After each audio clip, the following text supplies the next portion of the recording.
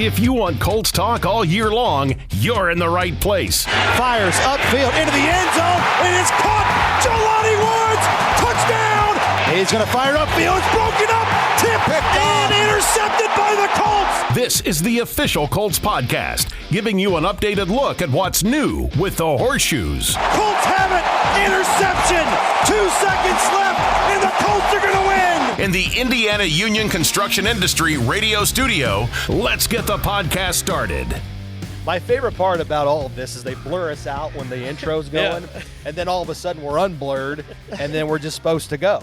So that's what we're doing right now. Welcome back, boys. First time in about, I don't know, feels like 3 years or a couple of weeks since we've been here on the Thursday edition of the official Colts Podcast, brought to you by Wynn Las Vegas. Hello, YouTube out there, and thanks for our loyal listeners on the Colts Audio Network. A lot has happened since we last did a podcast. The Colts won a game in Germany. Yes. We had Thanksgiving. Made it. Yeah, made it back. You were worried about the flight. There and back. It's a long 6 hours, I can tell you. Yeah.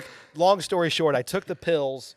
I took some medicine to knock me out, and the pills worked in the sense that they made me real drowsy, real kind of, But I just can't sleep on planes. Like I never went over the hump. So like I'm trying to sleep, I can't, and then when I'm awake, I just feel like this. I'm like Weekend at Bernie's for 5.5, 6 hours. So it was a tough trip, but made it back. Glad the Colts won. That made it all worth it.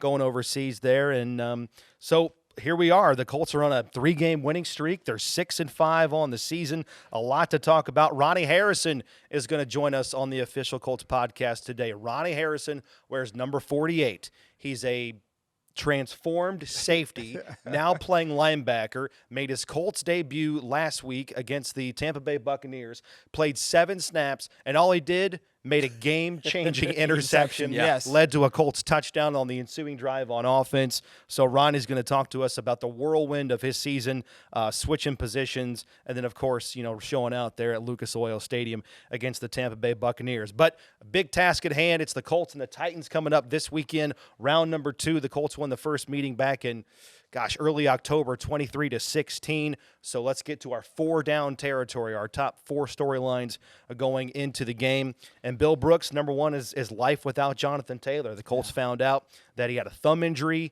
Not sure when it happened throughout the course of the game against Tampa Bay, but it happened. There it is. He had surgery this week.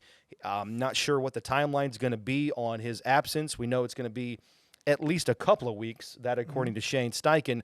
But what is your level of concern and optimism surrounding this running game with now Zach Moss turning into the bell cow running back? Well, not really that concerned with the running game right now with Zach Moss being there. JT's out definitely changes the offense with not having JT back there, because JT, you can do some different things, scheming up him to get the ball, not just running the ball, but out in space as well. But having Zach Moss back there, I'm very comfortable with that.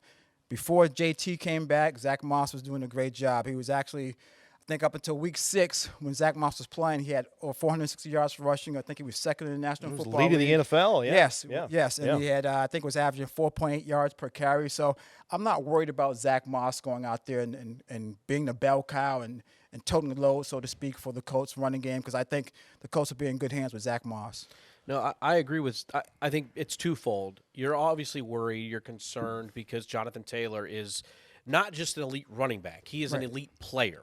He's the kind of guy, regardless of the position, he can change the game in an instant. But what you say with Zach Moss, I mean, still to this point, he's ranked 10th in the NFL in rushing yards, and that's after having, maybe 20 carries over the last 4 weeks? Yeah, he hasn't been over 10 carries since week 8. Right. I mean, I'm not trying to – I don't want to jinx anything or any of that, but if you think about the first time these two teams met, Zach Moss went for 165 and 2 scores. Yep. Now, Tennessee looks a little different.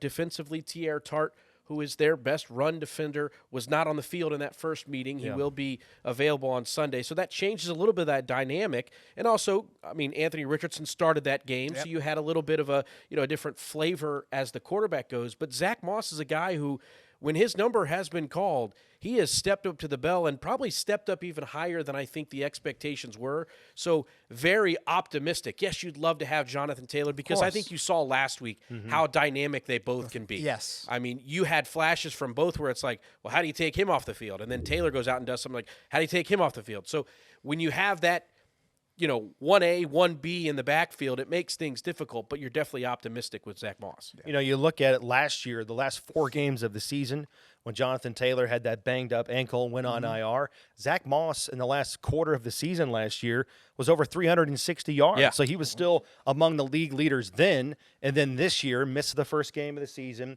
Colts didn't have either Taylor or Moss in game 1, but Moss comes back in week 2. So from week 2 to week 6, to your point, Bill, Zach Moss led the NFL, 466 rushing yards in that span, led the league with 19.2 carries per game in that span, led the NFL with 13 runs over 10. Yes. There's the explosive plays coming back. So he's running hard, but also ripping off big runs. He had 26 runs for a first down, so he kept the chains moving for the Colts. So this guy runs his tail off, and this is not going to be foreign to him because he's already done it in 2 different stretches or phases with the Colts. And also, he was an absolute monster at Utah. Yes. He was the bell cow running back for 3 years in college. This is not new to him. It's not foreign to him. So he's able to be out there and be the guy, so to speak, that, they can depend on. And the good thing about it is the guys trust him.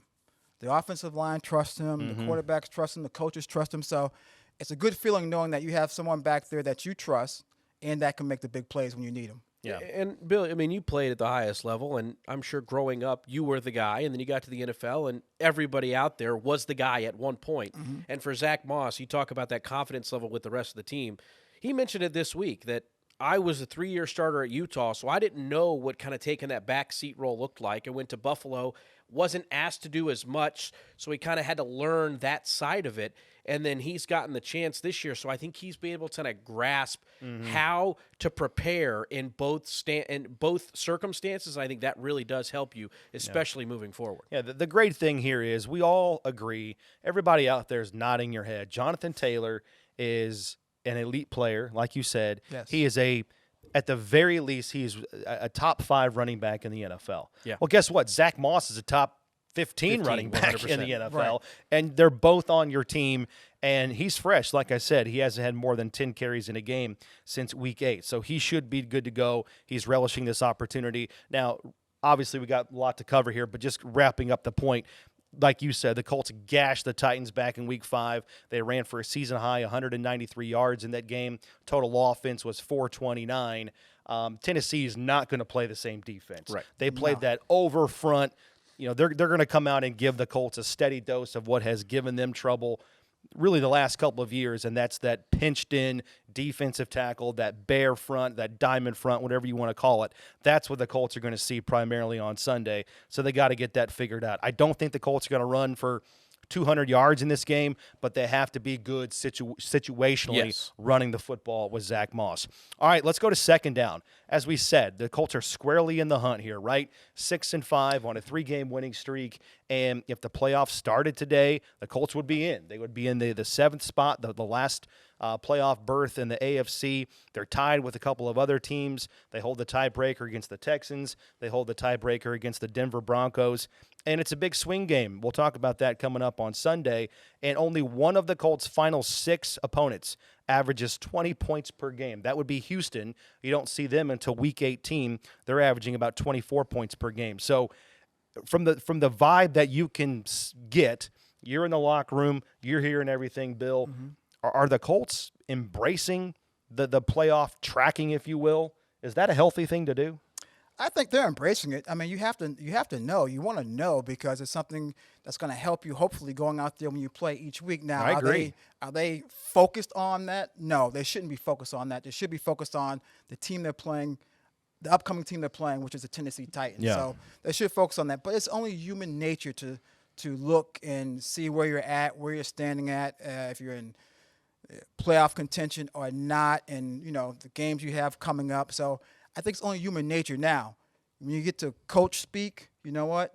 One game at a time. Let's focus on the team ahead of you.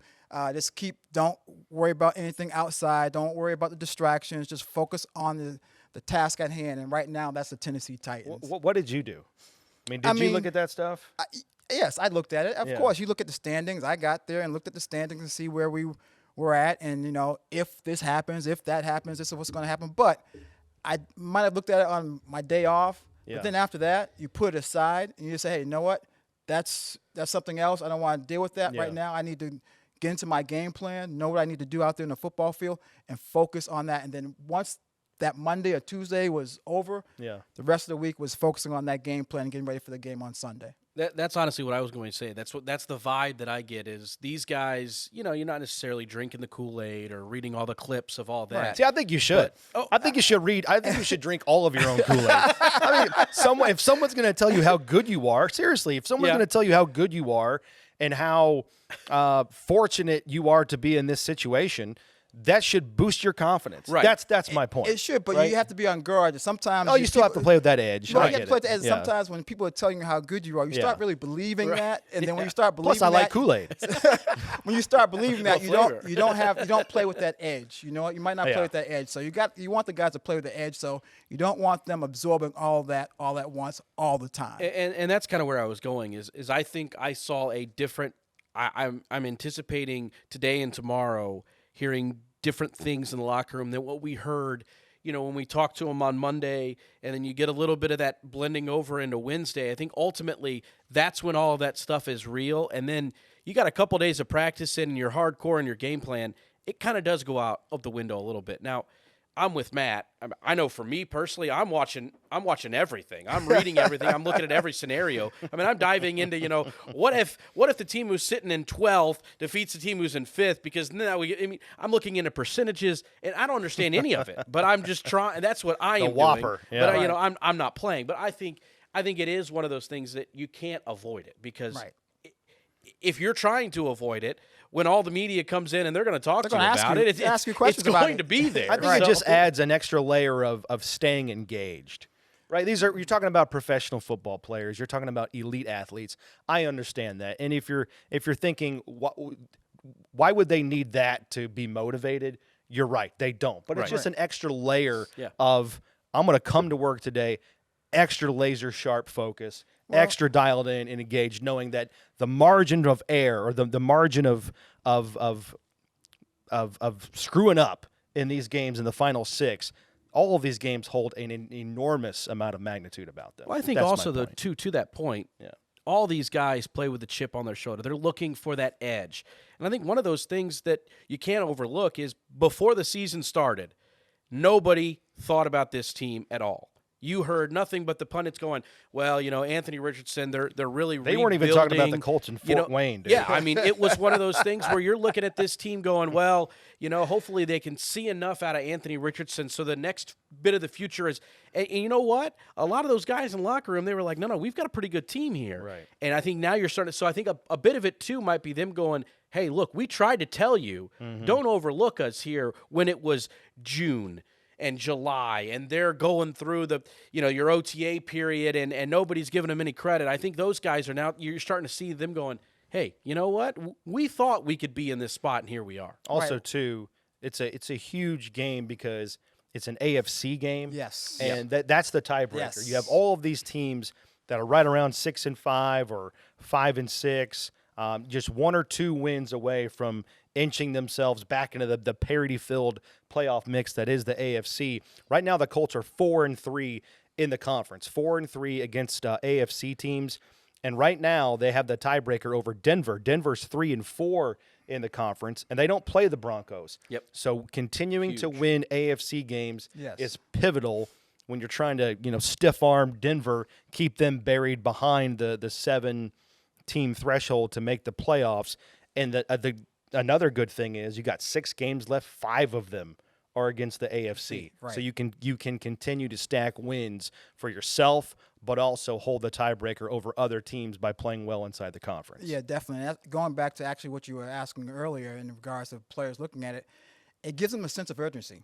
I should say increases their sense of urgency, knowing that, hey, these games are important. We have a chance to reach one of our goals is to get into the playoffs. Yep. So it gives them a sense of urgency knowing that, hey, look, this upcoming game is very important. It's an AFC opponent, the Tennessee Titans, of course, a division opponent.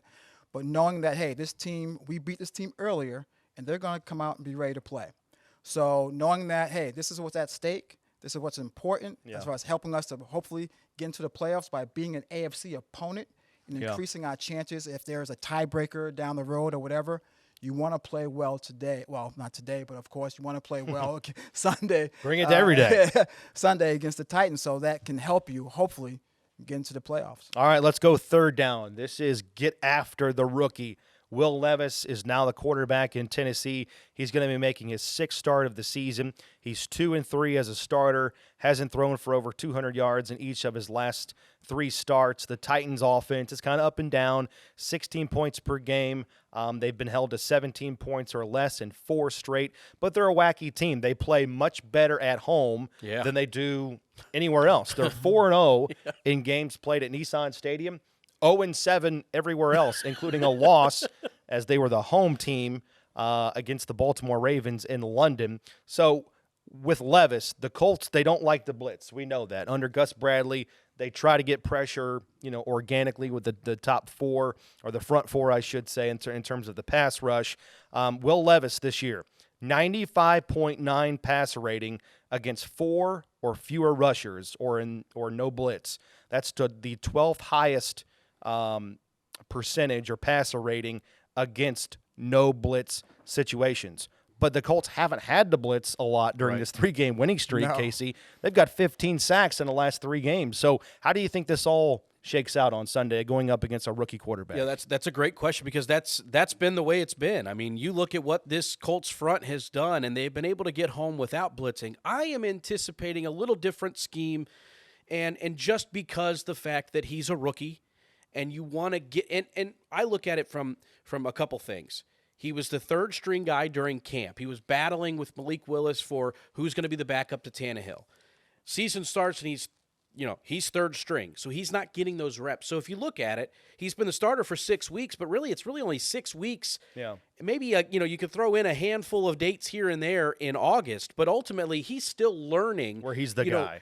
The guy with DeAndre, or with Hopkins and all. So it's all still pretty new to him. So I think any way you can get him off of schedule, that is the key. I think what we saw, rookies, whether they're good, whether they're, mediocre, it doesn't matter.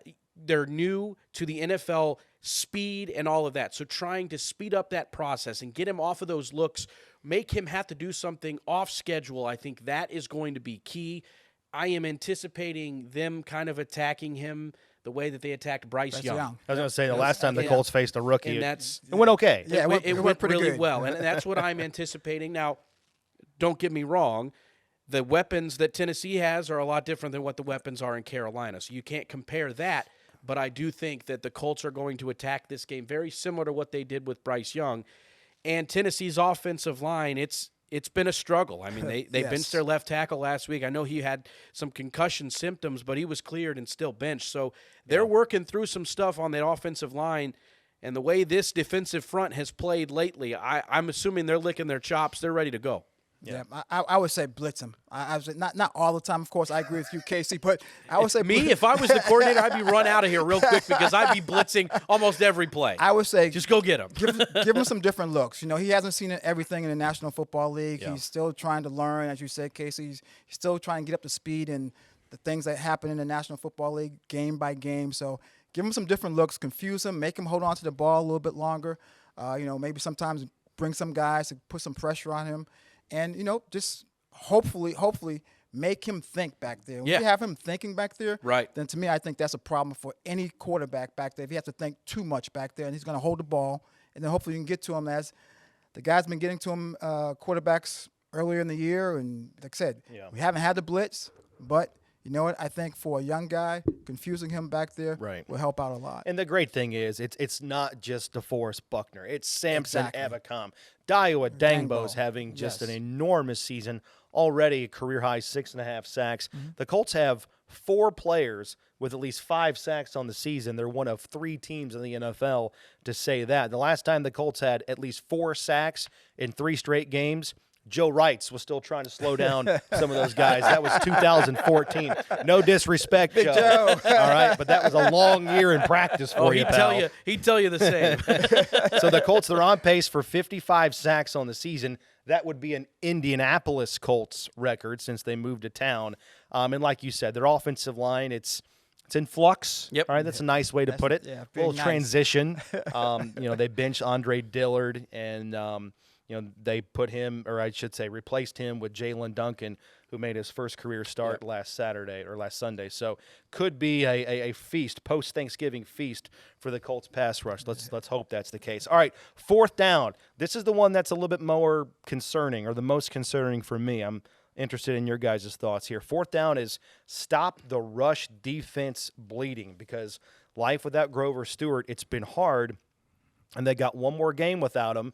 He's going to be serving the 6th and final game of his suspension this Sunday as the Colts travel to Tennessee. And in 5 games without Big Grove, it's not pretty. The Colts are giving up 148 rushing yards per game. They've allowed at least 125 rushing yards in all 5 of those games. That's the first time that's happened to the Colts since 2006. Remember that run? It wasn't pretty back then, but they did win a Super Bowl that year. They did win a Super Bowl. That was the Fred Taylor year when he's running for – he's still running. Jacksonville ran for like 300 some like odd. week 16, brutal. week 17, whatever it was. So, Bill, what is your level of concern? Can the Colts slow down Derrick Henry in this game without Grover Stewart? Because Grove played in the first game in week 5, and Henry only had 43 yards. Yeah, I mean, that is my concern right there as far as from the defensive standpoint, trying to stop Derrick Henry, because they're going to try to give the ball to Derrick Henry, try to run the ball. That's what they like to do. They like to play physical football, and that's what they want to do, and that's give the ball to Derrick Henry and also eat up the clock. I think they want to eat up the clock. Yes, and no doubt. I really believe they want to try to point. eat the clock and keep our offense on the sideline. Yeah. And they probably want to get into that 3rd and 3 and 4 100%. situation. So Yeah. on 1st and 2nd down, you might see a lot of Derrick Henry. And the big thing is to me, stopping Derrick Henry is, you know what? Keep his shoulders going sideline to sideline. Don't let him square up his shoulders, get up the field, and try to get some momentum, because it's very hard to tackle. But I'm concerned about trying to stop him, because, as you said, without Grover, the Colts have been giving up an average of 148 yards per game, and that's a lot. That's a lot of rushing yards. So if the Colts can stop them and then make Will Levis throw the ball, I think that would be good for the Colts defense. But I am concerned about trying to stop Derrick Henry. Yeah, I mean, 1st and 2nd down are just going to be so key this week. I mean, no doubt. Because Will Levis, as we've mentioned, that's the guy you want to have beat you. Yeah. That's what the goal is you don't want 22 to just break open a game, because that's what – I mean, he's a grind-out player. I mean, he's a guy that – 3rd and 4th quarter, he's going to be, just ramping up, because that's just what he does. So it's going to be imperative that this team, especially early in the downs, they're making sure that they're doing everything they can to keep him bottled up, because that's how you're going to win this football game. Yeah. More so than any other team in the NFL. Maybe I'm not thinking of somebody, but maybe it's just because we play Tennessee twice a year every year. But it just seems like they're one of those teams, compared to a lot of teams, that they are so much different playing from advantage versus when they're behind on the scoreboard. Right. And I think that's contributed to Henry's quote-unquote down season, right? His yards per game is down. His overall carries per game are down because of a lot of 3-and-outs. Yeah. They're getting down on the scoreboard in the second half. They're having to throw the ball more than they want to. But if they're playing from advantage, you guys are spot on. They want to be 3rd and 4 or less to afford themselves the ability to run the ball with Derrick Henry, because – say what you want about where he's at right now, and I don't think he's really lost anything. I think he's a product, or his season is a product of the players and the circumstances around him. But if you just look at him and you look at his physical statures and his running style still, I don't think he's lost anything in year number 8. So he's still a player that can turn a 3-yard gain into a 5-yard gain with yards after contact and get a first down. The the Titans, they want to win this game similarly to how the Patriots wanted to win the game in Germany. Exactly. Yeah. They wanted to win 10-6 or 13-7. That's why Gardner Minshew and the Colts can't turn the ball over. Yep. Right? Got to be efficient with the ball, and you just got to find a way without Grover Stewart to stop the run and make sure they don't have 35 to 37 minutes of time of possession and about 20 first downs because they're good enough to win a game ugly, and that's what they want to do. They want to win nasty, early December style of football. And that's honestly, like, you can look at the stat line, and I don't think it matters what his yard total is. I think yards per carry is the most important part of this game. If you are holding him to under 4, I don't care if he runs no for big 100. ones. Yeah, if he runs for Exactly. 115 yards on 30-some-odd carries, that is fine. Exactly. That is totally fine. I think you talk about that stuff and red zone. Those are going to be huge. I think when the Colts get in the red zone, you got to score touchdowns, and that defense, do whatever you can to make sure that Derrick Henry is not able to bust one on you to get in the end zone, because I would love to see a lot more Nick Folk this week from Tennessee than anything else, because I think that is what is going to create a Colts victory. Folk music in Music City. Yes, folk music in the Music I to like my that. ears. There I you like go. it. Got to stop the run. The linebackers in this game are going to be huge. Zaire Franklin, E.J. Speed, we talked about him. He played a career-high 95% of the snaps against Tampa Bay, taking on that new role after the Colts released Shaq Leonard last week. And another linebacker the Colts are counting on, as we said, we teased at the top of the podcast, Ronnie Harrison. What a moment for him. What a last couple of days it's been for him, bumping up from the practice.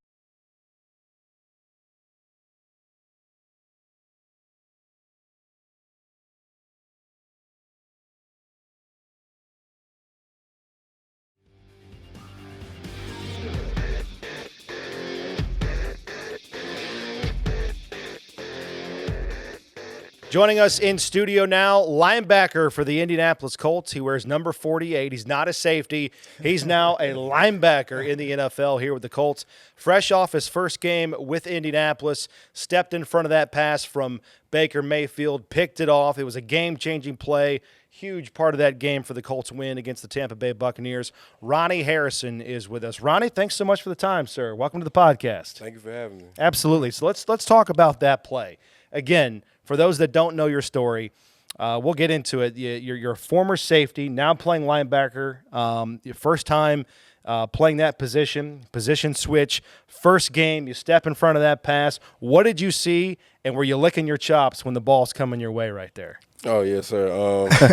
When the play first started, I just noticed it was a pass play. I noticed that I had, a route combination that could affect me in my area, so I just looked up the route, figured out what they were trying to do, and then got my eyes on Baker, and he took me to the ball. Once I seen the ball, I was just like, oh, man, don't drop it. Yeah. Don't drop it. You know what I'm saying? Take advantage. So it was really exciting. Now you talk about Baker Mayfield. He's your former teammate when you were at the Cleveland Browns. How good did it feel to intercept your former teammate? Oh, it felt great. It's been so many times in practice where I had to let the pass go. You know what I'm saying? We're doing good on good, so I try to make them feel good, but it felt good to, pick him off after all those years. Did Say you a little something after Yeah, I was that? going to say, did you have anything Nah, to say I to didn't him? even say anything to him after the game. I did. Yes, sir. All class, right? Well, good. That's good. I want to go back to your beginning of your career. You get drafted by the Jaguars, and you play in your first year. You get some playing time, and then your sophomore year, you have a good sophomore year. But then after that, you get traded Right. from the Jaguars to the Browns. Right. How did you feel about that when you got traded? How was the transition going from being traded from the Jaguars to the Browns? That was a tough time for me just because I didn't see it coming. Okay. It kind of blindsided me for sure.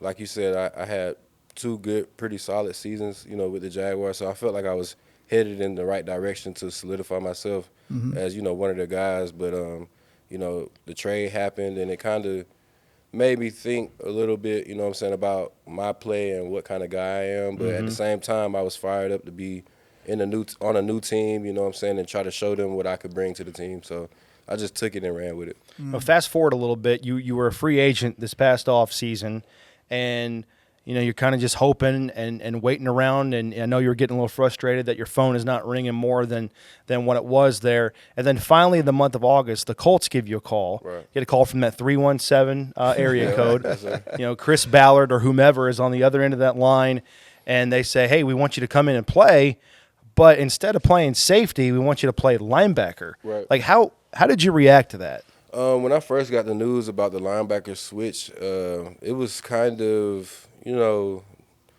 like downing a little bit. Not downing, but it's just different than what I'm used to. So Sure. it kind of took. It's like, why don't you want me to play safety? Yeah, right. Like, I feel like I'm still effective at safety, but after talking with Coach Gus, you know what I'm saying, he broke it down for me, and he just made it like seem that linebacker could be a great spot for me, and I could bring a lot of attributes to that position and help the team out a lot. So I just took it and ran with it. I just tried to learn as much as I could, try to work on my technique, try to get in that linebacker setup. So I just took it and ran with it, and it's been pretty good so far, and I like it. And why do you think they saw that in you? What is it about your play and your body type that allows you to make that switch? I think just because I'm a bigger safety, and my MO in the league has been, even in college, I was a big hitter. I always was a good tackler, sure tackler, always around the ball. So I just felt like they seen that, and they figured, putting me down in the box or putting me closer to the ball might, make me more effective. So as of lately, it has been. So I think they're right. Now, to piggyback off that, you made the transition from safety to linebacker, and I think you've done a nice job. Look very good, very fluid out there on that play, especially on an interception. What has been the biggest challenge for you, though, to make that transition from safety to linebacker? I would say really just getting that linebacker terminology and knowing where to line up, because it's a different spot. You're in the box. You got run gaps you got to deal with. You got different fronts that you got to align in. So really just knowing my alignments and where I'm supposed to be. Pretty much once the ball snapped, my instincts kind of just take over. You know what I'm saying, from playing football for so long in the NFL. So really just alignments and assignment, I would say. But after the ball snapped, it's game on. It's on. It's game on. That's Ronnie Harrison with us, fresh off his first interception with the Indianapolis Colts. And you talked about making the switch, the hardest parts and things like that. Who have you leaned on during this process? I mean, any teammates, or have you looked up any former linebackers, watched a lot of tape on guys in terms of the playing style you want to emulate? Really haven't even thought that far about, like, what I'm saying, who I could, emulate too much. But I know Z's been doing a great job whenever I'm in there with him. He's constantly talking to me, giving me little tips and reminders while we're before the play, and just watching Speed, EJ, watching him play, watching film of him, watching old film of Shaq when he was here doing the stuff. That helps out a lot too. And then meeting extra with coaches. Like, I do a lot of extra meeting time with our assistant coach, Cato June. He helps out a lot. So really just, watching film and, just staying on the details. That's good. That's good. Now, you talk about watching film. How does your preparation change now that you went from safety to linebacker? I'm sure there's certain things you look at differently now as a linebacker that you did when you were a safety. So how has your preparation changed in getting ready for a game? Now I'm looking at more run schemes. I'm looking at the lineman more. I'm trying to see if I can get a telltale sign off of the lineman, run pass. Is he leaning this way, leaning that way? Do they have bigger splits on these plays as far as smaller splits? Just those little details around the ball that I'm really looking at and paying attention to. The quarterback, his mannerisms, how is he on the pass play? Like, where is he looking? Sure. Is he a quick guy, or does he take his time and read the routes, stuff like that. Absolutely. Ronnie Harrison with us. And, playing safety, you have a lot on your plate, right? You got to play the run and the pass. You got to play nickel. You can play dime. And in those dime situations, right, not to get too schematic, but the dime sometimes acts as kind of like the will linebacker in terms of principles and things like that. How much similarity is there between playing in the sub packages and then also playing the will linebacker spot in terms of what you're being asked to do? Oh, it's a lot of similarities, especially in the pass game. It's all pretty much the same, in the run game, it helps me, figure out where guys are, because I know if I'm at safety or in a different position, I know where this guy should be because I know where I should be. So it kind of helps me, like, fit everything up in my mind and make it make sense, for sure. It helps a lot. That's good. Now, we've talked about you played in this division as far as for the Jaguars. So you played against the Tennessee Titans and, of course, Derrick Henry. Yes, sir. Now you're going to have to go up against Derrick Henry again this week.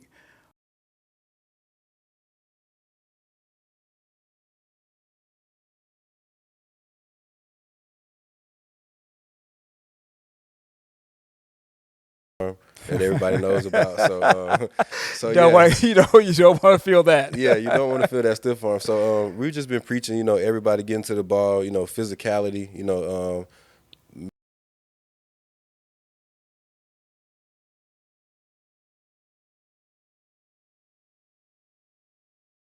slow down a little bit, because once he gets going downhill, he's a tough guy to stop. So we're trying to get everybody to the ball and set edges and get some penetration, make him stop his feet. That's Ronnie Harrison. Last one from both of us here, Ronnie. You're a great story. We talked about the position switch and being frustrated and wanting a role. Just give me an opportunity. And here you are, practice squad guy, finally gets the call to the active roster, and you're making the most of your opportunity. Your playing time's only going to go up and up and up from here on out with 6 games to go for the Colts.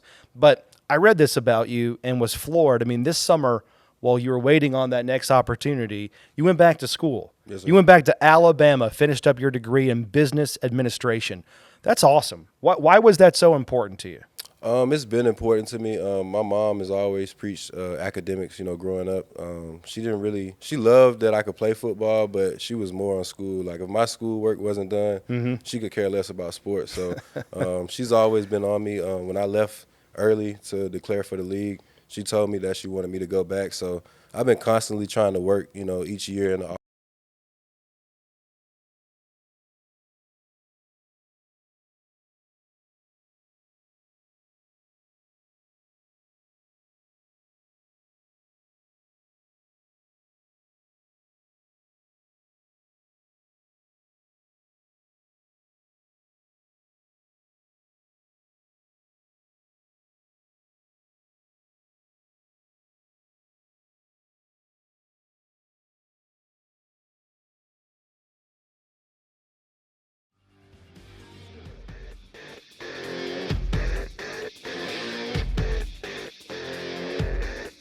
Ronnie Harrison, great guy. It was good to meet him, good to talk to him for the first time. And like I said, he's going to be on the field a lot more down the stretch here for the Indianapolis Colts. Only played in 7 games against Tampa Bay, but you can bet that number 48 is going to see a lot more playing time here in the month of December. Casey Vallier is back. Bill Brooks, I'm Matt Taylor. Case, to close out, you got something a little unique for us here. Yeah, I don't know what brought me to this, but I was thinking about the John Mellencamp song, "When the Walls Come Crumbling Down," and that's. I have no idea why that song. Is it on Pandora or something? How did we get there? No, I didn't even hear the song. Okay. I was looking at both the Titans and the Colts' strengths, and I thought, well, there's some walls. I wonder which one's going to come down this weekend. Okay. So that's kind of why it spurred. So, and then I was like, well, the song. So I'm like, we could. Everybody knows that the song. YouTube police can't let it. They won't let us play it. Right. No, but I mean, everybody knows this. So I was like, all right, I can kind of play that, play on words a little bit. So that's what I was thinking, and because there's a handful of strengths that will butt heads in a way this weekend. So I'm kind of thinking, which wall will come tumbling down, because I think ultimately, whoever wall does come down, they're gonna lose this game. That's kind of where I look at it. So let's talk about strength on strength here. I like it. So in that regard, we got home heroes versus Road Warriors on John Mellencamp's 1983 album, When the Walls Come Crumbling Down. So the Titans, they're 4-0, like we said, at Nissan Stadium, 0-7 everywhere else. But the Colts, Billy, they're 4-1 on the road this season. And if they win on Sunday, it'll be their best start to a season on the road since 2009, when they won their first 7 games. Wow. So, as Casey said, which wall comes crumbling down this weekend? Wow. I like what the Colts have done on the road. I mean, of course, you wish the Colts also can do that at home as well. Yeah. But, I like what they've done on the road. They've gone there, and, they're taking the mentality that it's just us against the world. And they've done a good job on the road. And I think they can do that going against Tennessee. Tennessee is very good at home. They play tough at home. They do a good job, and of course, I'm sure the fans get involved and get into it. But sure, I'm looking for the Colts to be pretty good on the road again, and I hope they continue this nice little road streak that they have, and it will bode well for them going forward, and especially in this playoff push. I feel the same. I don't know why I've looked at this game numerous times, and maybe it's because there's a lot that I have riding on the Colts, and there's reasons I see them every day, but I'm really high on the Colts this week, and I think a lot of that goes to, the Titans have been really good at Nissan Stadium. We can't overlook that, but I look at the makeup of the Titans, and I just think there's certain areas that I like the Colts odds. Derrick Henry is going to be the key because, yes, we've talked about what the Colts look like run defense without Grover Stewart, so that is definitely an area to watch. But I just think rookie quarterback, and ultimately the Colts in this 3-game win streak, 2 of those games came on the road, 1 came all the way across the world. And I just think the defense travels. It's one of those things that defense has always traveled. And the last 3 games defensively, there's been so much momentum that I really do like kind of the way this defense is rolling right now. I'm sure there's areas you look at, especially in the run game, they can really shore up. But everything else, I really like the way the defense is playing. So I like that momentum heading into Sunday. I like it. Yeah, you look at –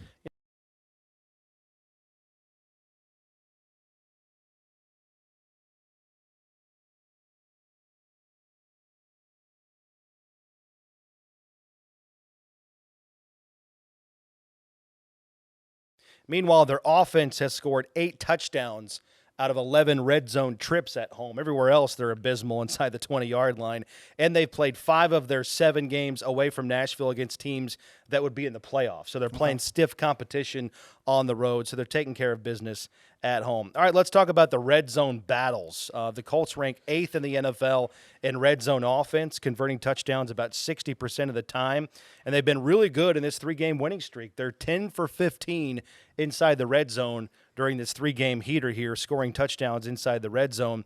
But the Titans' defense, they rank 4th in red zone defense, giving up touchdowns only about 49% of the time. Colts were 1 for 5 in the red zone against the Titans back in week number 5. So they have to get better in that regard on the road against a stiff defense. Definitely have to get better than that. And like we talked about earlier, the Titans probably want to play that kind of slow it down game, and you might get into the red zone, but we're not going to let you score a touchdown. We're going to let you kick field goals. We want to play a grinded out game, and hopefully we can win, as far as the Titans are saying, 13-10, something like that.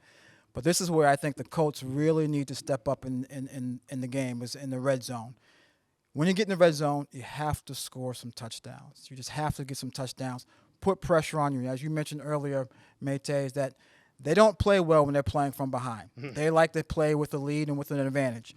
And if we get them behind and get those guys behind where they have to play catch-up and make Will Levis throw the ball more than probably they want him to throw the ball, right, I think that will help out the Colts. So they have to be, I shouldn't say have to be, but it would be helpful for the Colts to be successful in the red zone and score some touchdowns and put some pressure on that Tennessee Titans team. It's pretty crazy when you look at the red zone. In the first matchup, the Colts just 1 of 5, and they win the game. But if you look at what the Colts have done since then, you talk about the way they played in this winning streak. Yep. And they're converting over 64% of the time inside the red zone since that game against Tennessee. It's one of those things that they talked. Shane Steichen has just talked about ad nauseum, is how important it's going to be if this team's going to be successful inside the red zone. And it's almost like that Titans game was like the tipping point.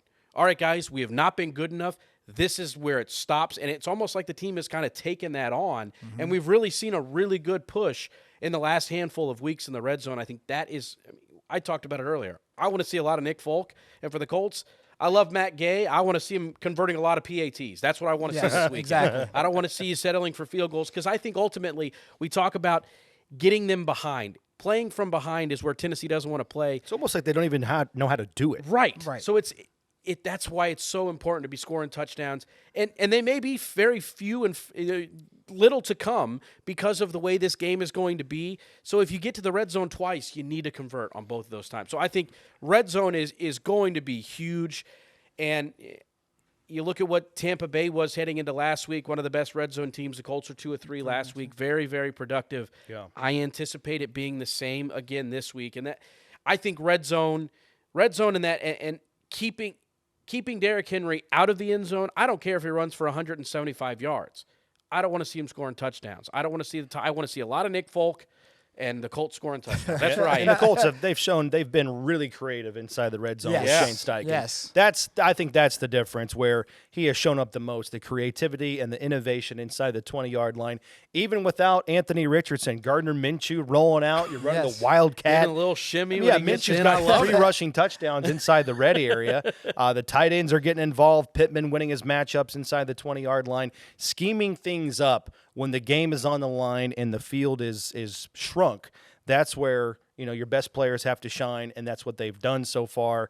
And Shane Steichen he deserves a big tip of the cap for that. So then on the other side, the Titans, they've got good weapons. They got Tyjae Spears. We shouldn't forget about him. When they've got the ball, they like to get their best players involved as well. Nick Westbrook, Akine, DeAndre Hopkins. Hopkins had 140 receiving yards against the Colts back in week number 5. That's a season high for him. So there you go. Some crumbling down opportunities, strength on strength. Which wall's coming down, says John Mellencamp. Good job, Case. Good job. I like that. Every now and then, every now and then I can come up with something. A little funny bone it took over me, there. what is it? Was it week 13? So we've been waiting. Yeah, we've been. My gosh. We started this podcast. Better late Matt than never, goes, I suppose. Hey, I might need some help on Thursdays. It took me till week 13, but hey, I'm glad to be able to offer a little Hey, bit. you contributed to it. You contributed to it. Good stuff. All right, any parting shots you guys have for this game? You're back on the pregame show. Yes. Kind of a normal week. No Germany, no bye, no holiday in the middle of the week. Kind of a normal football 7-day stretch it here. It seems like it's been such a long time since we just had a normal week. You Right. know what? And you're playing a division game. Yeah, division that's game. normal. It's been a while since we played a division game as well. Yeah. So it's Yeah, great early to be. October, I it's think, great yeah. to be back into like a little routine again. Back into things being normal When again. when Bill goes off his routine, he gets cranky. Yeah. We all know that. One thing, though, Bill, I really do hope that soon it's thrown off that routine. There's a couple of those flex games that you're right. could be coming up You're that might right. throw a wrinkle into these 1 o'clocks we've been used to. But the way this team's playing, Yeah. I think we're all in for a little bit of a we'll shake-up later on. But I'm looking forward to that. For Four, sure. 4 o'clock's is part of the routine. right. That's okay. 1 Yeah. o'clock, 4 o'clock's part of the routine. That 6:30 in the morning, Germany. I don't think we'll have any of those. That was a little. I would rather get up at 5:30. I'd rather get up at 5:30 in the morning than fly 8 hours. I'm not going to lie to you, Bill. I really enjoyed that early. That early thing was wonderful. I mean, Getting up that early was not easy. And you got to be on too. Yes, As soon as you yes, wake up, you got to yes. go. That's true. You got to So- talk about a red zone. Yes. That's the problem. But well, we now, will. Yeah. now we're back to something somewhat normal. Yeah. 1 o'clock or 4 o'clock, I'm fine with that. No doubt. We will take whatever comes the Colts' way here down the stretch. 6 games to go. It all starts on Sunday. Colts and Titans, 1 o'clock. Bill Brooks is going to be on the pregame huddle. Casey Vallier hosts Countdown to Kickoff starting at noon Eastern Time on our flagship station, 93.5, 107.5 The Fan. Also our sister station in Indianapolis, 97.1 Hank FM. And then Colts and Titans, round number 2 down in Nashville at 1 o'clock Eastern Time. The Colts are going for the season sweep for the first time since 2018. And we will be back next week, next Thursday, breaking down Colts and Bengals. But before that, you got to take care of